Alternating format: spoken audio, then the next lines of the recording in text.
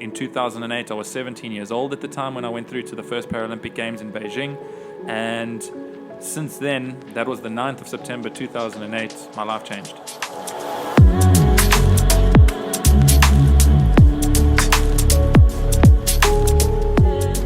Hey guys, welcome back to the Keegan V Show. I'm your host Keegan Basil, and I am so excited to bring you another exciting and thrilling episode. He's a two-time gold and one-time silver Paralympic South African athlete. Kevin Paul is in the studio with us today. How are you doing, Kevin? Thank you very much for having me here. I'm excited to get talking with you. Well, thank you for joining me today. Oh, yeah, I've been wanting to have this interview for such a long time. I know we've both been wanting this interview for a while, but I think the calendars haven't matched, so I'm happy Absolutely. we're finally here. I know that you're a busy guy, Kevin. We all are. And it's an absolute honor actually having you on the show today. So thank you for making time for me today. No, thank you so much. It's an honor. Thank you so much. But thank you very and much, as you can hear, fellow South African, the accents, I love that. Sorry to anyone listening. You're going to have to, if you're not from South Africa, try to decipher what it is we're saying. But yeah, I'm sure they'll enjoy it. Let's go back in time a little bit, Kev. Like, talk to us a little bit about your upbringing back at home in South Africa. Oh man, I think as a South African, I was very lucky that I was fortunate enough to be able to grow up on the coast. So if I think about childhood memories or anything like that, I won't be able to single out single things, but they all come back to having water involved. Yeah. So it's either going to be surfing or going out with the family fishing or being at the ocean or swimming in the pool with the family, being with friends. So every time I close my eyes and I think back to childhood, it's got something to do with water, blue, atmosphere, like that type of thing the whole time. So very lucky and fortunate to have been able to grow up on the coast of South Africa. Amazing. Do your eyes have anything to do with it? Because if you haven't seen these eyes, you've got do I need to look into the camera now for this? Glossy blue eyes. Yes. They've caused me a lot of problems in my life. They might look good, but me, being outside in the ocean, having the glare on them the whole time, they turn red really quickly. But amazing. Yeah. There's so much that we're going to talk about today, and I feel like the first and foremost thing is just how proud I think us as fellow South Africans are, having a Paralympic swimmer with us that obviously wears the South African flag and wears the colors very proudly. When you were a young boy, were you always sort of like inspired by sort of, the bigger competitions that happen around the world, like the Olympics and the Paralympics and these world championships? Yeah, I mean, geez, as a child in South Africa, you'll know it as well. Any South African knows it. Sport is a way of life. And you grow up always being active. It doesn't matter what sport it is, you're taking part in it the entire time. And as a young child, it was the 2000 Sydney Olympic Games. I think I was exactly about 9 years old then. Yeah. I was watching the Sydney Games. I was watching people stand up on the podium, getting medals, and I knew that I wanted something like that. I didn't quite understand what it was, but here I was as a sporty child looking at someone winning a race, standing, getting a medal, and I could see they were happy and they were really, really excited about what had just happened in their life. And as a 9-year-old, I was like, I want to do that. Wow. I want to be where that person is and go forward from there. And then funnily enough, when I was actually in grade 1, we had to write down 3 things within the first week of being in grade 1 at school. One of them was where you're going to be by 2010. Yeah. The second one was a person that you would have met. And then the third one was a musician that you'd like to meet as well. There was those 3 things. The first thing that I said was I want to have won an Olympic gold. Wow. So I was 7 years old at the time. The second thing was I wanted to meet Nelson Mandela, which I ended up doing. I'm fortunate enough to be able to do that. And then the third one was meeting a musician, which I haven't yet. But so I knew at a young age what I wanted to do. I didn't quite understand the concept and grasp how big it would be. Yeah. But I always knew I wanted to be like those guys that I saw at the Sydney Olympics standing on top of a podium, getting a medal around their neck. Amazing. And that was my mindset from a young age. Kevin, you come across as a very self-confident and self-driven person. Has that always been something of like a great asset that you had growing up? Yeah, and I think it comes back to me as a Paralympic athlete. Yeah. So obviously someone who doesn't know what Paralympics is or they've heard about Paralympics, you immediately think Paralympics, disability. He has to be disabled. And you might not see it here while I'm talking to you right now, but I was born with a disability. And the disability in technical terms is called Poland syndrome. And with Poland syndrome, basically my pec major and pec minor, which is the chest muscle on the left-hand side, I don't have that at all. Oh, wow. Yeah, so completely, it will just be rib bone underneath here. then my shoulder structure on the left-hand side is completely different to that of a normal shoulder structure of anyone else or what I have on my right-hand side. So I've got a very limited range of motion in my arm, so I can't really lift it up higher than a certain point. Type of thing. My left arm is shorter, and then my left hand is also, some people call it deformed, whatever you want to call it, but different to a normal hand. So I was born with this, if you want to call it, disability. Impairment, right? Yeah, exactly. And when I was born, doctors told my parents straight away, he's a little bit different. Don't make him do contact sports. Always keep an eye on him. Things are going to be difficult for this little one. Just wrap him in cotton wool, see how it goes. We haven't seen this before, so let's just take it slowly. And my parents, obviously being South African parents, were like, we are not listening to the doctors. Not. Let's put him in a pool. Exactly. And I think that because of that mindset that they instilled with me at a very young age, I've never seen this as a disability. It's a different ability given to me. Wow. And then I need to make the most out of it. And it was that mindset, I think, that has driven me to where I am today and how it is that I got to everything that I did as well. And yes, I went to the Paralympic Games, but in the build up to that, any other sport that I played was always against, if you want to call it, able-bodied people. Able-bodied people. So swimming-wise in South Africa, I won multiple national titles at an age group level in an able-bodied competitions. Wow. Water polo, going through to an age group nationals level with that as well. Surf life-saving, winning multiple championships at South African surf life-saving championships as well against able-bodied people. Rugby as well, and this is always going to be my claim to fame. Rugby. I was always in the A team up until 2008 when I decided to take swimming more seriously. And one of my teammates then was Sia Kolisi, who is the captain of the South African team. Yes, we know Sia. Exactly. So that's always my claim to fame. I played in the same team as Sia, under 13, 14, 15, 16. So this is now from a person who, when he was born, doctors said, not going to happen. And it's not me as a person that I'm saying, hey, I'm great, I did all of these things. It's mainly because of the mindset that my parents gave me. This is not a problem. This is who you are.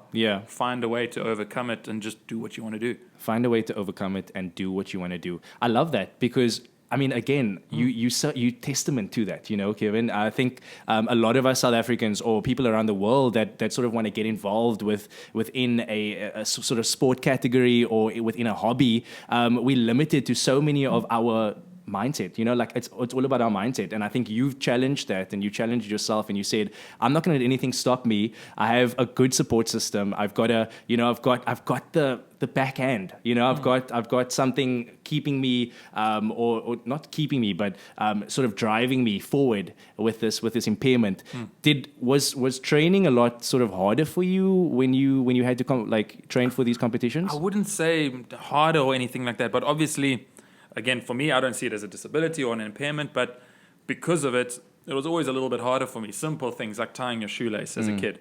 Everyone else learned a lot quicker than I could because I was basically using one hand, and this other hand, who does work, but it just doesn't work as well as my right hand, made it a little bit harder, doing up your belt, doing up your buttons. So it's small little things like that, that obviously when you're a little kid, if you're different to anyone else, you also get picked on because of it as well. So that almost creates a hard exterior shell for a little child as well, beating off people, bullying them or teasing them. So I always had that mindset. But then, again, I don't know anything different to this. It's a very different story if you're speaking to someone who has always been fully able-bodied and then loses a leg. Because now they need to learn how to live without something that they used to have.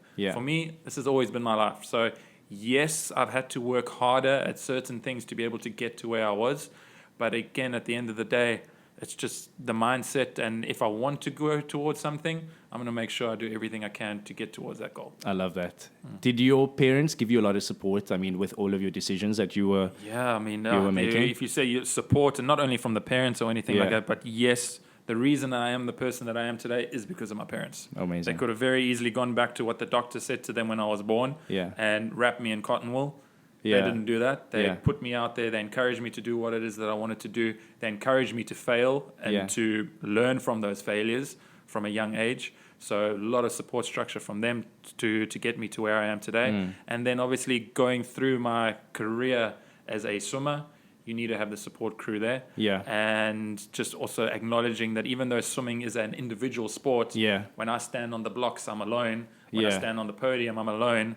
But I'm representing my entire team. Amazing. So it's just acknowledging that as well. You need those support structures. Do you remember, like, sort of the first time you ever entered a pool with sort of able-bodied people? I mean, what was the response that you got from your sort of fellow, your friends or your the people that you were swimming with? I mean, did they see you as competition? Yeah, I can be completely honest about that as well. Obviously, when I think about what this has played in my life, as a child, I used to get teased for it.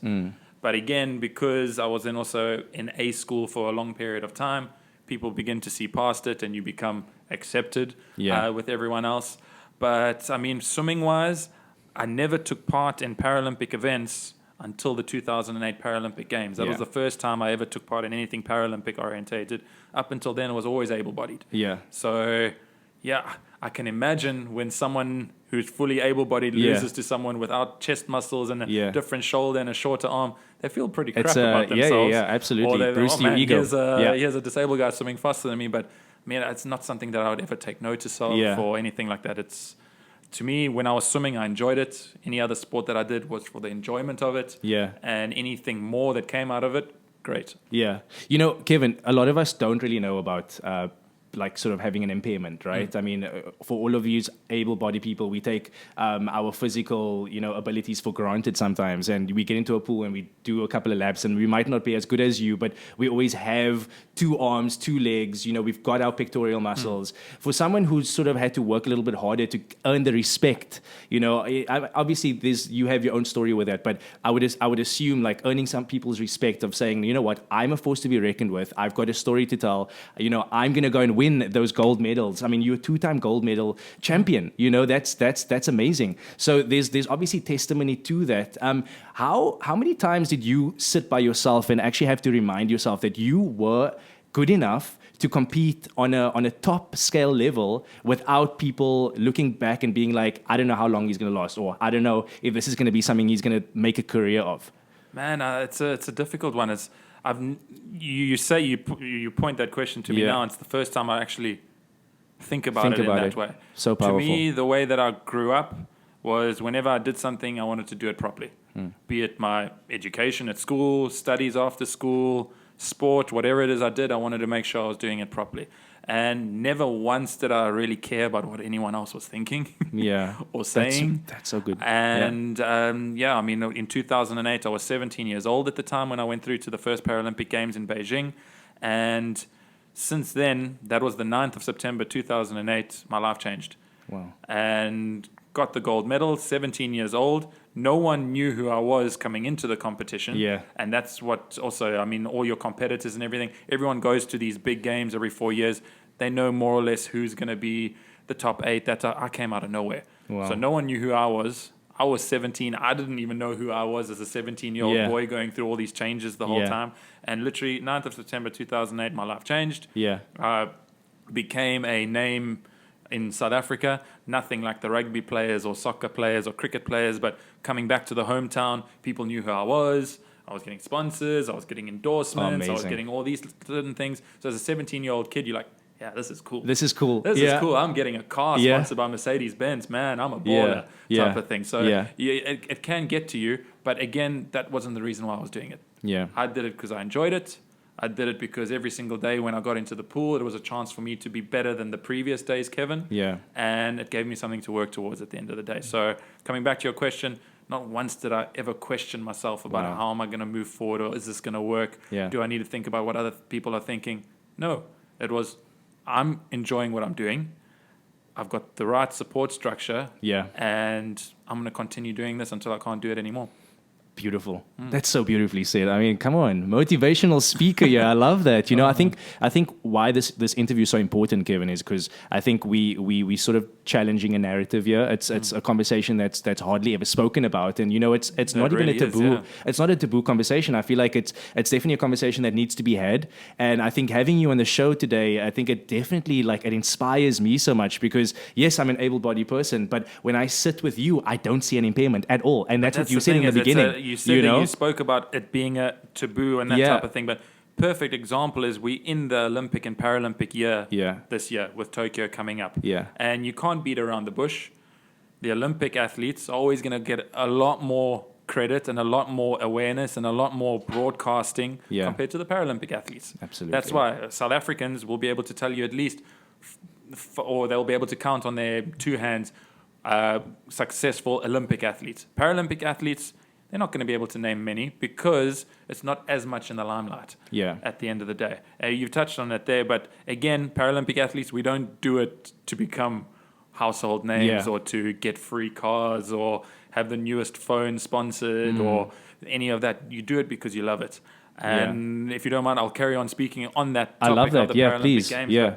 I mean, very often people ask me through your entire career, what's the one medal or the one performance that stands out the most? Having been to the Paralympics, what's it like being with people with all these different disabilities and everything the whole time? And to me, there's one moment in my entire career that really just put everything into perspective. Yeah.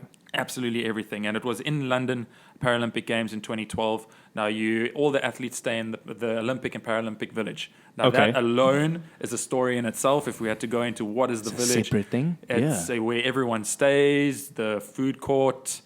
In London was big enough to fit 880 double-decker buses. This food court is open 24/7. Any food you want, go in, take McDonald's for free. Yeah. So you as an athlete, you are taken care of in this village. Now, the one place in London that was like a hub for everyone was like an international mix zone where all the countries would come together, pool tables, PlayStation, Xbox, all these type of things. But the main attraction was a game called Jenga. And we all know what Jenga is. Yeah, we know what Jenga is. Everyone's played a good game of Jenga at a table here or there. Yeah. But so this game of Jenga was a little bit larger, so each block was the size of a brick, basically. Okay. So when you started the game, it was already at about this height. Wow. And two stories about this game of Yeah. Jenga. The first one was when we got there, two Australian midgets were playing against each other. Okay. So obviously being Paralympics, you have all sorts of disabilities. Yeah. People without arms, people who can't see, people without legs. You get midgets there as well. And again, I say the word midgets, and some people are going to immediately go, I was just to say, like, "Oh, can we even say can that? you say midgets, Can you small say it? people?" Yeah. Or small people, whatever. Yeah. Again, I'm not here to offend anyone. Yeah. I went to the Paralympic Games. I'm Exactly. disabled myself. Yeah. If I call them a midget, if I call it a small person, it doesn't really matter at the end of the day. But watching these two Australians play this game of Jenga, first level, fine. They get to like the fourth or fifth level. The game is over for them, not because the tower has fallen over, because they can't reach Oh, no. anymore. Oh, no. Like, exactly. Like, that's the thing is, and I'm sitting there and we're able to laugh about this. Yeah. Yeah. Because everyone You're in part this of the room, community, yeah. we've all gone through something to get to that point of being there, representing your country at a Wow. Paralympic Games. So everyone was there just pointing and laughing, so that eventually some other bigger guy would have to pick up the small person, lift him up, and then he put the block down. And Yeah. it became the entire room playing this game together with these two smaller people. So Right. that already really made me think like, man, I shouldn't be complaining about anything in life. Absolutely not. Look at what's going on right here. And then still, I know it's a long story, but still on the Jenga game, we had a guy in our team completely blind, Okay. swimmer. And Henry Herbst is his name. So if anyone wants to go search him, Henry not Herbst. not a story that I'm making up or anything, but he grew up a little boy being able to see. All right. So he grew up like every other little boy and went to the doctor one day, found out that he's got something wrong with his eyes, and his eyes were going to deteriorate to the point where he couldn't see anymore. So imagine that, being told, That's scary as a I boy. can't tell you when, but Yeah. you're going to wake up one morning and not be able to see anymore. That's scary, yeah. So he's had to deal with this. First and foremost, he's gone above and beyond. He's representing his country. He ended up getting medals for South Africa at Paralympic Games. He's now a fully fledged lawyer to be dealt with in South Wow. Africa. People are scared of him, type Wow. of thing. He's Very made something impressive. for himself now. I took him on in a game of Jenga, Yeah. and he's blind. So He when I beat took you. him on at this game, I'm going to get there. I still thought to myself, like, man, Kevin, you can't play Yeah. against a blind guy. Yeah. This is not going to work. Yeah. You got to be easy on the guy. Yeah. He did end up beating me. Not because I let him, but he would literally touch and feel every single block up into the top, and he would know exactly where to push his finger, and he'd push out the loose one straight away. And My that goodness. is the one moment that'll stick with me for my entire life is never complain about something you don't have, Yeah. because there's always someone else out there who's got a lot less than you. Just be fortunate, be happy, and do something with what you've got. That is, guys, I'm not going to lie, I'm so inspired. You know, About honestly, a game of Jenga? No, but No, not even. I think I love your energy. I love the fact that you speak about it so beautifully. You know, you don't use this as a time to sort of like, I don't know, look down upon people with disabilities or sort of feel sorry for their disability. You know, but that's the thing is people often feel sorry for people with disabilities, but a person with a disability doesn't want your sympathy. I know. They've gotten to that point in their life. Yeah. Fighting to get to that point, they don't want to have your sympathy. They just want to be able to live a life where people don't judge them because of their abnormalities or something that makes them different. Absolutely. You know, it's hard for me to just sit here and just agree with everything, you know, because I think as an able-bodied person, if I ever had to sit with a blind person and you know, play Jenga with them, I would feel this responsibility to make them win just for the sake of you need my help? Do you know what I mean? Or assistance. And I'll go back to that story again. I know it's great to talk about because people don't often hear these type of stories, but I had a teammate or team member as well who was completely deaf. Yeah. And thankfully for me to be able to then communicate with them, I had to learn a little bit of sign language. So that got me out of my comfort zone to learn basic sign to be able to communicate with one of my team members. Yeah. So that was something special in its own. Then this blind guy again, Henry, he would be able to walk down a corridor snapping his fingers, and he'd know exactly when he's walking past a door, when he's walking past a wall, and immediately when he's getting to his own door, because it would have a different sound to the other doors that he's walked past. And I mean, that's just the beauty of it, that you can, I've got this little platform now to be able to speak about that, but disabled people at the end of the day aren't disabled. Yeah. It's just different ability, and they've learned how to deal with it, and they just want to move forward. That's insane. Yes, for you might feel a little bit weird and strange around someone like that, but at the end of the day, we're all human. We are, yeah. We all go to sleep at night. We all wake up in the morning. We all need to drink water. We all need to eat food. We're the same. Good point. I love that. That's exactly it. That's exactly it in a nutshell. Exactly. You know, let's talk about resources, Kevin. Yeah. Obviously, we know some people, they go to swim school. They have sort of private lessons out of their normal schooling days. You know, was that the same for you? Did you go and do like extramural activities after school, or how did it work for you? When you speak about resources, I think people, if you're speaking to a professional athlete, a lot of people who be listening to an interview or anything like that, they're going to want to know exactly how many times a week did they train? Yeah. What was the facility That's what like? We want to know. Yeah. What protein shake were they taking? What recovery meal? What all the technical things. And yes, those are important. But when you speak about resources, and you'll learn this as an athlete, as a human, as someone trying to create their own business, it's your team. At the end of the day, your resources are the people that you have around you at the end of the day. Yeah. I can give you an example. The pool that we were training in before the Rio Games, and this was the South African team, the likes of Chad Leclos, who ended up going on and beating Michael Phelps for the 200-meter fly gold medal. We were training in a pool where you would not put your feet down on the floor because you'd risk getting cut by the tiles on the floor. I see. Yeah. So you don't need to have top-of-the-line swimming pools. Yeah. You don't have to have the best recovery program of ice baths and high pressure chambers and all of these things. Yes, these things help, but at the end of the day, as a swimmer, water is water. Yeah. If I'm getting into that water and training harder than anyone else out there, and I have the right mindset and I have the right team around me, you're not going to stop me. Wow. So that when someone asks me about resources, that's what I get back to, is be thankful for what you have in terms of the team around you. Yeah. Never compare those technical elements that you might not have, that other teams might have, or other athletes might have.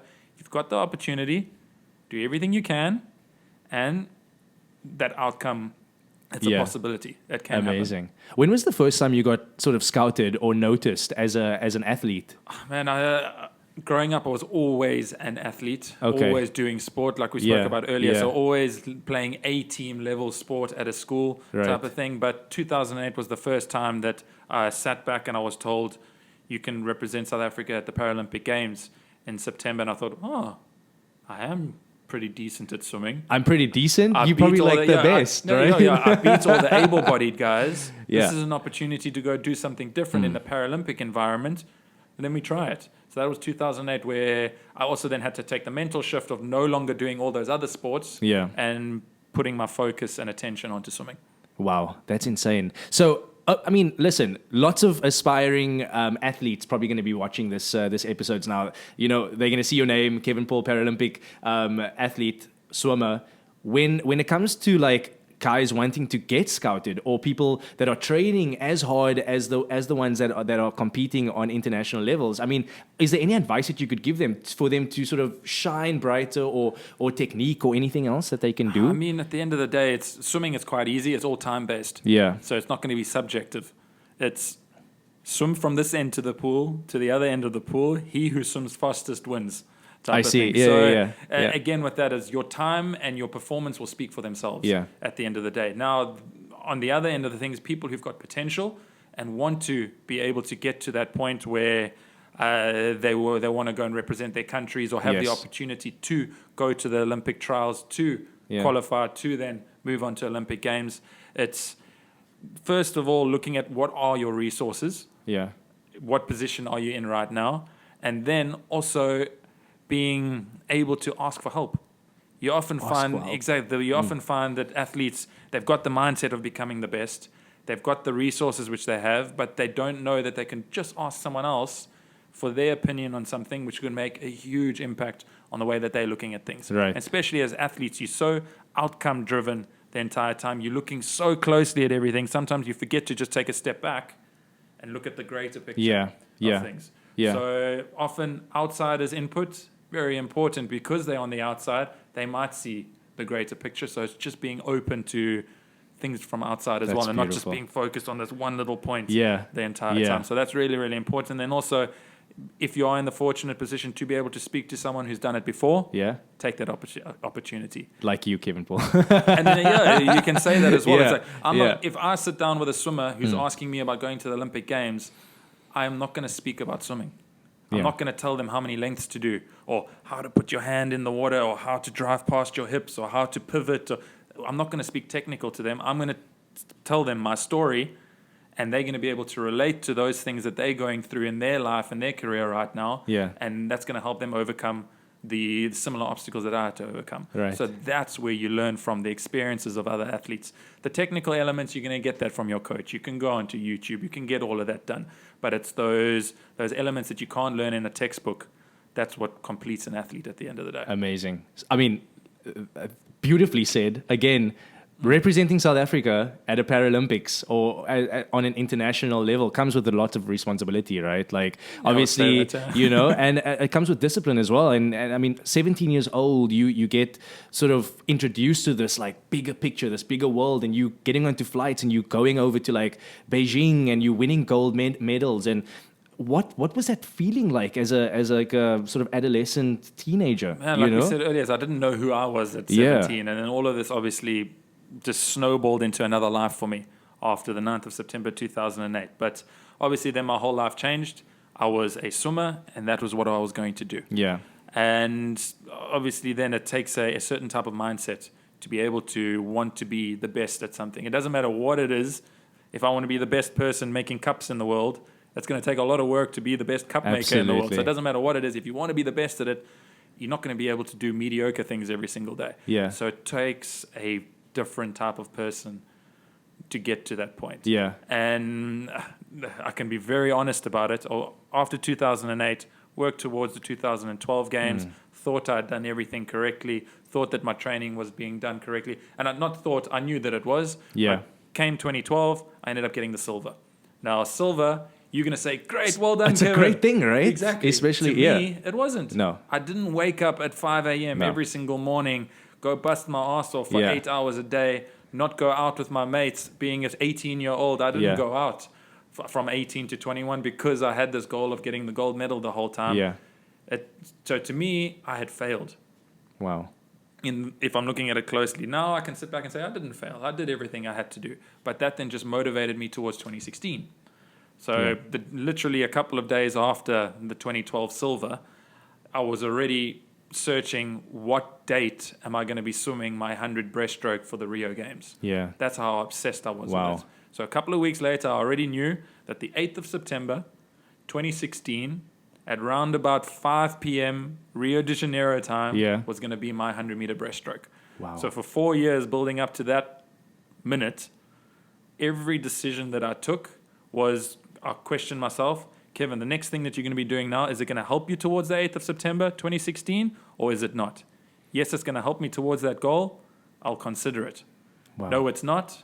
I won't even consider it. Move on, type of thing. So I was very selfish in that sense. Wow. That everything had to come down to what it takes for me to get to that point the entire time. And as great as it is, I also need to be able to reflect on that right now and say, yes, I was selfish, but it was towards a goal.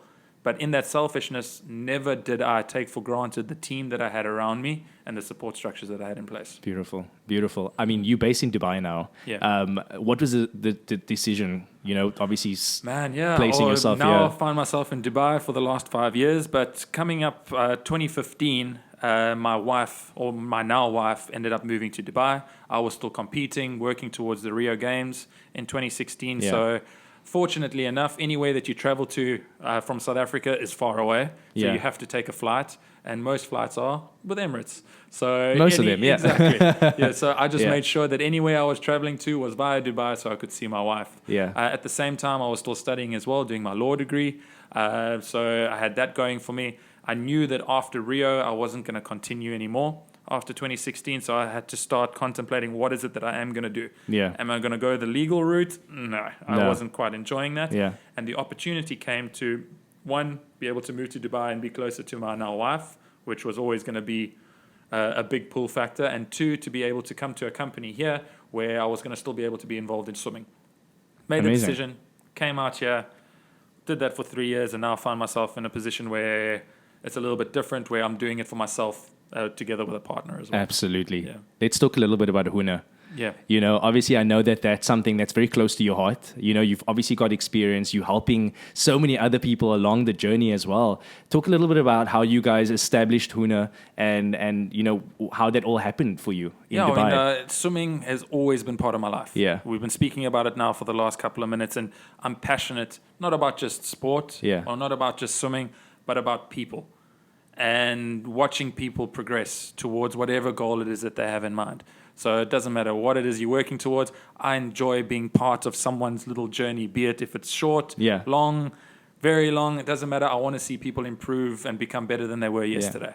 So that's the basis of what it is that we're doing, is that we've got myself and my partner who's just as passionate as I am about this aspect of people, Yeah. that we decided that we were going to start what is now Huna Aquatics, which is a swim school in Dubai, based purely on the passion of swimming.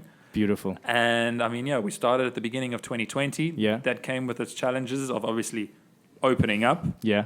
having to close down because of COVID 8 weeks later. Yeah. So sad, COVID. yeah, here I mean, am at the end of 2019 saying, Yeah. I'm going out on my own. Yeah. Best decision. I'm going to be my own boss. 8 weeks later, the world's got different mean, plans for everyone. Trialing time though, but you've Exactly. beat the odds. You know, I Yeah. mean, you didn't close down. When it sort of started opening up again, now it's still available for everyone to go and learn how to swim. It was literally 2 days ago. It was exactly 1 year Yeah. from when pools were reopened in Dubai. Yeah. And I mean, it was tough during COVID for everyone.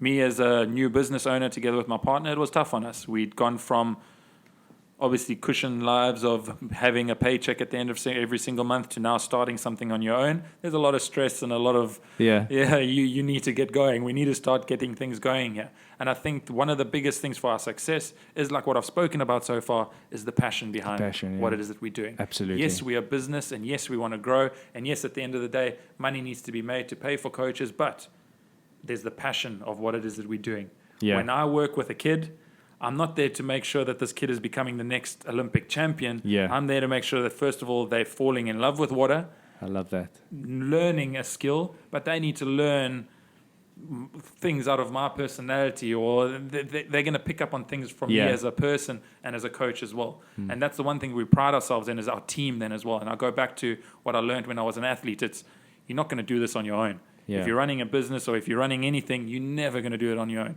You need to have the right people in your team as well. Exactly. So when it comes to our coaches, if you speak to them, they're going to be speaking like I am about swimming. Yeah. It's going to be the love of their life. They wake up in the morning, they want to speak about swimming with their clients. They want to make sure that the client is getting through to the next goal. So we've made sure that we've got coaches like this on the team first and foremost. Okay. We've made sure that the venues that we are in are convenient to people, are nice at the end of the day. You don't want to go to a swimming pool where you feel like you can't even sit down to watch your child. We make sure that we partner with the correct partners and venue partners.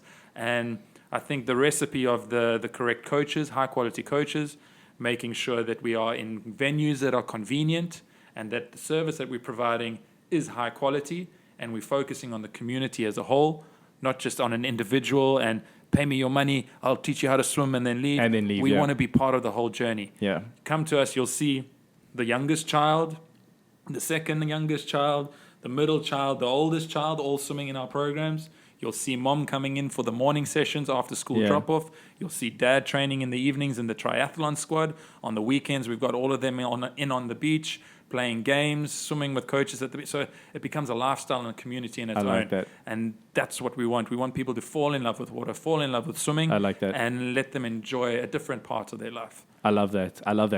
Passion just coming out of your voice. I love for that. I mean, this is exactly why the Keegan B Show exists. You know, it's a passion project. It's a following a journey as well. And I like that you said, you know, it's not about seeing yourself be the biggest in the world. It's just about the journey, and it's about really putting out a passion project or doing something that you really love and that you're passionate about, and then, you know, seeing how that evolves later on. What tell us a little bit more about Huna though. So what do you guys offer? Do you offer sort of learn to swim, or are you working with actual professional athletes as well within your school? So it's a full range when it comes to that. We're a swim school in Dubai. There are a lot of them. I like to think as we can differentiate ourselves a little bit through the coaches, through the way that we are passionate about it, and our venues and the services that we provide. So basically, in terms of the services, anything from babies classes. So this is your 6 months old, anything up to 3 years old, where we require the parent and the child to be in the water together with one of our teachers to really just let the parents feel comfortable first and foremost with the child in the water, and also for the child to fall in love with the water. So we provide those. Then we've got a full Learn to Swim program from 3 years old all the way up to about 11, 12 years old. Kids learning how to swim. They want to make the school squad. They just want to be safe in the water. I want to go to the Olympic Games one day. We cover all of that. So we've got a progress pathway for all of those kids. They can come in at point one, and they can move their way through to one day potentially being an Olympic athlete. So we take care of that. We then also have the adult programs as well, which also is a big eye-opener to me, and I feel very passionate about it. Yes, it's great working with our adult community who can already swim and do triathlons, and we go and do crazy swims like swimming to the World Islands and back, or around Burj Al Arab, or down the whole coast of Dubai. We do those type of things with them. So again, that makes us a little bit different to any other swim club. They just have you come swim in the pool. We go and do these adventurous things as well. For example, right now in the summer, we're swimming in the Wild Wadi Lazy River. So that's beautiful. I've been, so we've got a partnership with Jumeirah, partnership with Wild Wadi. So the ocean's too warm now. Hey, we're going to go swim in the Lazy River. So we're always finding ways to keep the community engaged and being different in that sense and letting people really enjoy it. But coming back to that is with the adults is also the learn to swim on the adult side of things. We live in a country, in a city where everyone's going to hotels with pools, staycations, the oceans here. And you also find a lot of parents whose kids can swim, but they don't know how to swim. So they can't enjoy that experience together with their kids or together with their family or together with their friends. So we've seen a huge demand for adult learn to swim. So powerful. As well. So basically, if you ask me, what is it we do? We do swimming. From young to old, beginner, advanced. We're just passionate about swimming at the end of the day. I love that. I'm pretty sure the people at home want to know if you are going to be competing still. I mean, is that something in your plan, or have you completely stopped competing? Completely stopped. I mean, the 8th of September, 2016 was my last race. My goodness. Since then, I don't train anymore. I exercise. There's a difference. Okay. Training is when there's a goal in mind. Exercise is just to make sure that I don't get you don't get the dad bod. And that my wife doesn't head out the front door type of thing. So I exercise nowadays. But again, for me, being part of everyone else's journey, I'm on the other side of the fence now. I always used to be the person who had everyone looking at them, everyone helping me to become a better person. Now I'm on the other side trying to help other people get towards their goals. Wow, that's so beautiful. For me, that's fulfilling enough. I don't have to go and swim a race to feel good about myself. I love that you said that, and you know, obviously you're making sure that everyone else gets to a point in their careers or in their swimming life to, you know, sort of evolve in there. But I really want to know why you stopped though. I mean, was there a specific reason? Not really. I mean, again, one thing that's also comes to light a little bit more often nowadays is you often find top-level sportsmen, they have their careers, they stop their sport, and they don't have something else to go towards. And now more than ever, we see people, mental health issues, turn towards drugs, turn towards alcohol. It's coming to light more and more and more across a lot of high-level sportsmen who stop their sport, and sportswomen, not to exclude or anything like that. We all equal. Exactly. Yeah. But so I was lucky in that I knew that I didn't want to compete at that level anymore. I knew that I didn't want to put my body through that anymore. And I knew that I didn't want to continue being that selfish anymore. Like I said to you earlier, my whole life revolved around the 8th of September 2016. Once the 8th of September 2016 was done, I didn't want to have that mindset anymore. My goodness. Exactly. So I was lucky enough to then be able to shift that focus and attention from my swimming straight into what my opportunity was here in Dubai when I came out here. So that mindset that I had towards my swimming, I could now have towards my job. I love that. I just pushed and gave the exact amount of effort, and that's led to me now being able to be together with my partner, owners of Huna Aquatics. Beautiful. I mean, is that sort of what's next for you? Is just to focus on Huna Aquatics? Yeah, I mean, you don't start a business just to start it. To start it and be happy with what it is you have. Yeah. In my mind, it's making sure that every child in Dubai knows how to swim. Yeah. That every adult in Dubai knows how to swim.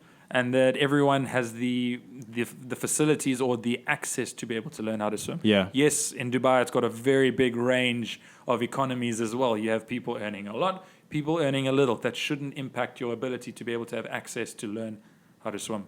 At the end of the day, yes, ballet is great for kids, gymnastics is great for kids, but learning how to swim is a life necessity. Yeah.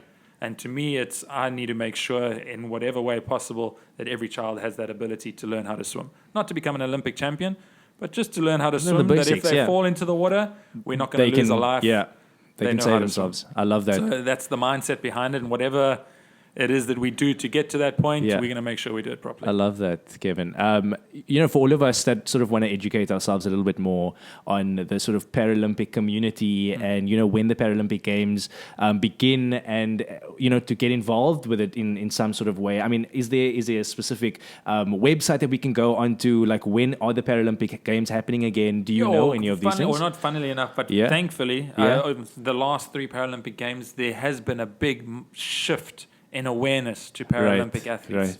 If you look at 2008, the Beijing Games, the big mind shift that happened there was purely because of a South African athlete by the name of Natalie du Toit, who was an amputee swimmer. She ended up qualifying to go to the Olympic Games as actual Olympic Paralympic athlete. So that already showed people like, man, we need to take attention on what's going on at the Paralympic Games. Beijing and China put a lot of effort in making sure that it was the same broadcasting. Yeah.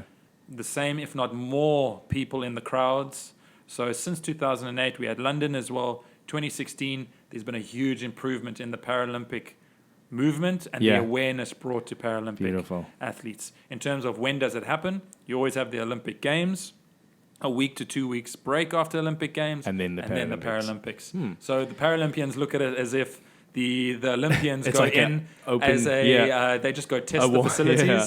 They make sure everything's fine, and then the real athletes come in, who are the Paralympic athletes. Amazing. And again, on that as Paralympians, yes, you see 3 medalists up on the stage, but really when it comes to Paralympians, I feel as a person, especially the couch potatoes at home, just sitting back, they can relate to a Paralympian more than they can relate to an Olympian. An Olympian is the specimen of a person. The perfect image, Exactly, whereas a Paralympian, all of us can relate to something with a Paralympic because they've gone through hell to get to where they are. So there's something a little bit more special, I feel, when you watch the Paralympic Games. I'm not taking anything away from the Olympic athletes, but there's a little bit more soul and passion when you're watching the Paralympic Games. Well, Kevin, it's been such an honor actually speaking to you. I just want to say I'm so proud of you. I'm thankful that you spent some time on the couch with me today, sort of just talking about your journey and inspiring myself and every viewer out there that's watching. I'm pretty sure that this is also another conversation that needs to happen a lot more often. I've spoken to you about this earlier on in the show.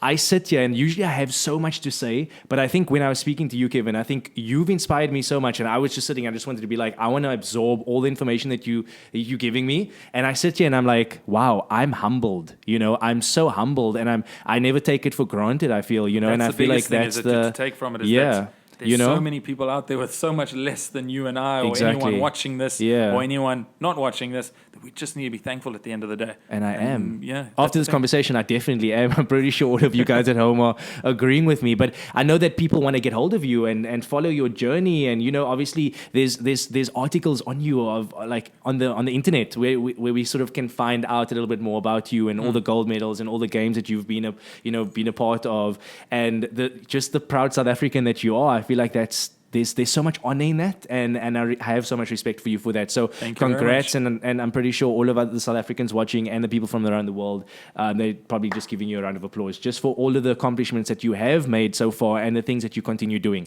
So well done on that. For everyone at home, like watching and listening in today, how can people get hold of you? I mean, I'm not the biggest person on social media, but that's okay though. There's obviously the Instagram, which is Kevin Paul Swim. All right. But obviously my passion project and everything that I'm putting my life into right now is Huna Aquatics. Yeah. So go search Huna Aquatics on anything and everything. You'll find that there as well. Amazing. And if you just search Kevin Paul, I guess online, you'll find do it, guys. a couple of do it. You'll see. I like there's a picture of you that like you come out of the water and there's such a proud moment. You guys have to go and look it up. Yeah, you have. That was such a proud moment. All like I was speaking about that selfishness and that mindset of the 8th of September 2016, touching the wall, looking back, seeing that you're number one. You can't explain the emotions and just the feelings that overwhelm a person in a moment. That's like beautiful. that. So that picture, yeah, it's trying to capture maybe a small percentage of what it is that I was feeling. That picture speaks 1,000 words, and very proud of you. I mean, listen, guys, I mean, we obviously coming to the end of the interview, and it does suck because I know that you have so much information and there's so many things that I still want to know, but we will definitely keep track of your journey and hopefully get you back on the show again sometime soon. That would be lovely. I'm pretty sure you guys agree with me. When it comes to this interview, and I'm pretty sure you've had many interviews before, if you could sort of sum this interview up in like in a sentence, what would that be? I think you touched on it earlier. It's just 2 words, basically: humbling and thankful. Yeah. At the end of the day. Yeah. It's just be humble, be thankful for what you have. Yeah. And I'm thankful that we were able to have this conversation like this. So openly touch on topics that in some places and with some people are taboo. Yes. So I'm just thankful to be able to be given the opportunity to sit and talk to you openly about something like that. Thank you, Kevin, for being such a light and an inspiration for all of us. Thank you. Kevin's handles will be down below in the description box, so you guys can follow him on his journey. He has a lot of amazing things on his pages. So even though he's not a social media influencer per se, he is verified though, so for us that's an influencer. I've got the blue tick. There we go. He's got the blue tick, so that's a big deal. But I got the blue tick. That's a big deal. So Kevin, thank you so much for joining us on the show today. The King and B Show is honored to have you. The Red Couch, you filled this space with so much light and so much amazing information, and I'm pretty sure we're all going to feed off of that and go home, educate ourselves on sort of having an impairment and the Paralympic community. And like you said, we all equal. And you are someone that I would never ever say has an impairment at all. I mean, how amazing is he, guys? So thanks again for I can go on about just saying how thankful I am for having you here. But thank you for making time for us. I know that your schedule is quite busy, and I can't wait to share more amazing interviews with you guys again. So until the next episode, I'll see you guys soon. Bye bye. Thanks, guys.